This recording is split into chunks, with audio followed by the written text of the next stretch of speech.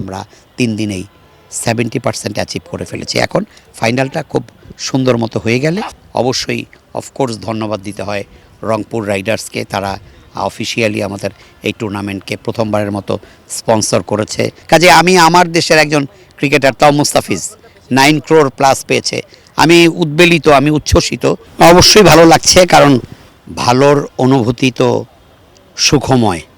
এখন পর্যন্ত কোনো রকমের কোনো ঝক্কি ঝামেলা ইউজুয়ালি হয়ও না, মাঠে কোনো হট্টগোল নেই, সুন্দর স্মুথ রান যেটাকে বলে। সবচেয়ে যেটা ভালো লেগেছে 32টি দলের স্বতঃস্ফূর্ত অংশগ্রহণ, জয়ের আনন্দে বিভোর বিজয়ী দল, পরাজিত দলও হাসি মুখে মাঠ ছাড়ছে, কোনো কমপ্লেন নেই, আম্পায়ারিং নিয়ে কোনো অভিযোগ নেই। থাকে না অনেক সময় আম্পায়ারিং, উইকেট, ইভেন মাঠ, এগুলো নিয়েও অনেক কমপ্লেন থাকে পরাজিত দলের। এখন পর্যন্ত আমরা 3 দিনে কোনো দলের কাছ থেকে কোনো কমপ্লেন পাইনি। সব দলই পরাজয়টাকে স্বীকার করে নিয়েছে এবং বিজয়ী দলকে অভিনন্দনে সিক্ত করে মাঠ ছেড়েছে। আসলে এটাই কিন্তু আমাদের এই টুর্নামেন্টের উদ্দেশ্য। সেটা হচ্ছে আমরা সাংবাদিকরা, নট অনলি স্পোর্ট জার্নালিস্টরা, সাংবাদিকরা সারা বছর কাজের মধ্যে থাকি। আমাদের ব্যক্তিগত জীবন, পারিবারিক জীবন, সংসার জীবন, সামাজিক জীবনের চাইতেও আমাদের কর্মজীবনের চাপটা বেশি, কাজের তাড়া বেশি। তার মধ্য থেকে সময় বের করে আমরা নিজের অ্যাসাইনমেন্ট, দেখা গেল হয়তো একবেলা অ্যাসাইনমেন্টকে সরিয়ে সেটাকে বিকেলে দিয়ে সকালে ম্যাচ খেলছি এবং মনের আনন্দে খেলছি। এটা হচ্ছে ভেতরের যে সুপ্ত প্রতিভা যেটা, সেটা প্রকাশের একটা বড় সুযোগ আমরা প্রত্যেকবার করে দেওয়ার চেষ্টা করি। এটা একটা নির্মল আনন্দ এবং বিনোদনের খোরাক হিসাবে আমরা এই টুর্নামেন্টটা প্রত্যেকবার ছাড়ি। এবারও আমাদের অবশ্যই অফকোর্স ধন্যবাদ দিতে হয় রংপুর রাইডার্সকে। তারা অফিসিয়ালি আমাদের এই টুর্নামেন্টকে প্রথমবারের মতো স্পন্সর করেছে। এর সঙ্গেও আমাদের সাথে সাথে কো স্পন্সর হিসাবে এইচ ডেভেলপার্স আছে, নাবিল গ্রুপ আছে, একমি আছে, ইস্পাহানি আছে। এটা একটা সব মিলে বাংলাদেশের ক্রিকেটের যারা উন্নয়নে কাজ করেন তাদের অনেকেই আমাদেরকে পৃষ্ঠপোষকতা করেছেন। কারণ আপনি জানেন এরকম একটা টুর্নামেন্ট করতে গেলে যে পরিমাণ অর্থের প্রয়োজন নানান দিক থেকে, সেটা আমরা স্পন্সরদের কাছ থেকে পেয়েছি। তাদের প্রতি কৃতজ্ঞতা, তাদের ধন্যবাদ। হকি টার্ফে খেলা হচ্ছে, এটা কিন্তু একটা বিপজ্জনক একটা ব্যাপার। কারণ অ্যাস্ট্রো টার্ফ যেটা বলা হয়, অ্যাস্ট্রো আসলে একটা কোম্পানি, আসলে এটা হচ্ছে সিনথেটিক টার্ফ। সিনথেটিক টার্ফে ক্রিকেট খেলা অনেকেই বিদঘুটে মনে করেন, কিন্তু এটার বড় সুবিধা আপনারা যারা খেলছেন ভালো বলতে পারবেন, বলের পেস, বাউন্স খুব স্মুথ থাকে, খুব স্টেবল থাকে, কোনো ঝামেলা হয় না, বল নিচে গড়িয়ে যায় না, বিপজ্জনকভাবে উঠে না, আউটফিল্ডটা সমান।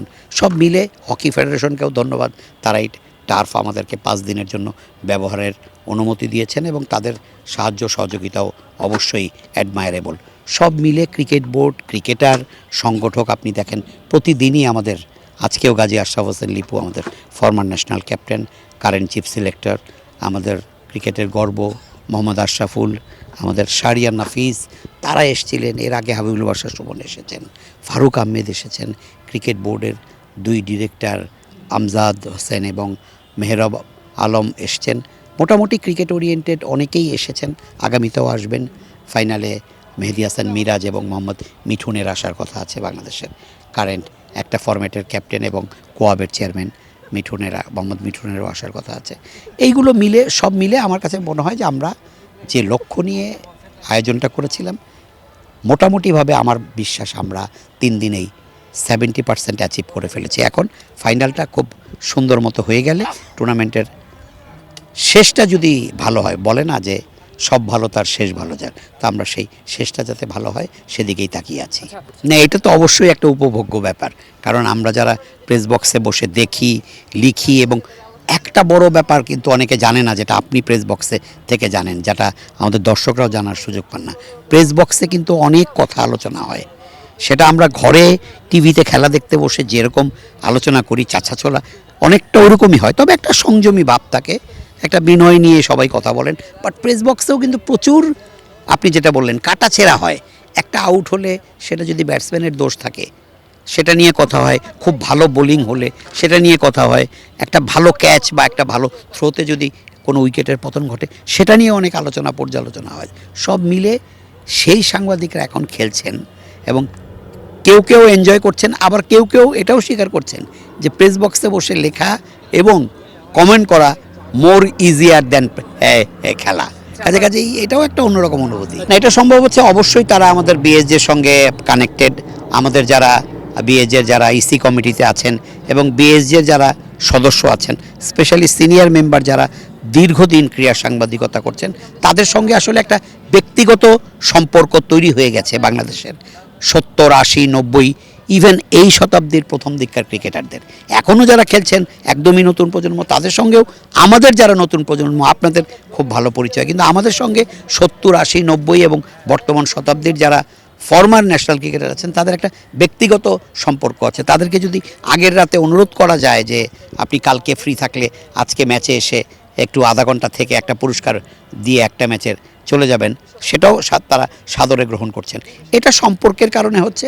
অ্যাট দ্য সেম টাইম তারাও দেশের ক্রীড়া সাংবাদিকদের প্রতি তাদেরও একটা আন্তরিকতা আছে, তারাও ভালোবাসার তাগিদ অনুভব করেন এবং বিএজের প্রতি তাদের একটা টান আছে। কারণ বাংলাদেশের sports journalist association traditionally cricketer, footballer, hockey player, shooter, swimmer, সব যারা বিভিন্ন ডিসিপ্লিনে ইভেন্টে যারা অংশ নেন, তাদের সঙ্গে একটা অন্যরকম সম্পর্ক রাখে। আমাদের ফ্যামিলি ডেতে, আমাদের ইফতারে সবসময়ই স্পোর্টস পার্সোনালিটিরা আসেন, অর্থাৎ একটা সংযোগ এবং সম্পর্ক আছে। তারই ধারাবাহিকতায় এই স্পোর্টস পার্সোনালিটিরা, ফরমার ক্যাপ্টেনরা আমাদের ডাকে মাঠে ছুটে আসছেন। না, আপনার অনেক প্লেয়ারই তো 18 কোটি 19 কোটি টাকাও পেয়ে গেছে। কাজে আমি আমার দেশের একজন ক্রিকেটার তাও মুস্তাফিজ 9 crore প্লাস পেয়েছে, আমি উদ্বেলিত, আমি উচ্ছ্বসিত এবং আমি এটা বিশ্বাস করি যে এটাতে অবাক হওয়ার কিছু নাই, বরঞ্চ একটা সুখ অনুভূতি, একটা গ্ল্যাডলি এটা অ্যাপ্রিসিয়েট করা উচিত। কারণ অনেকেই 18, 17, 10, 15 কোটি টাকা পায়, সেখানে মুস্তাফিজের বোলিংয়ে তো এখনও কারুকাজ আছে এবং তার ফেভারেবল কন্ডিশনে মুস্তাফিজ কিন্তু স্টিল মিস্ট্রি পেসার। কাজে কাজে আমি খুশি, আমি উচ্ছ্বসিত, তবে আমি অবাক নই।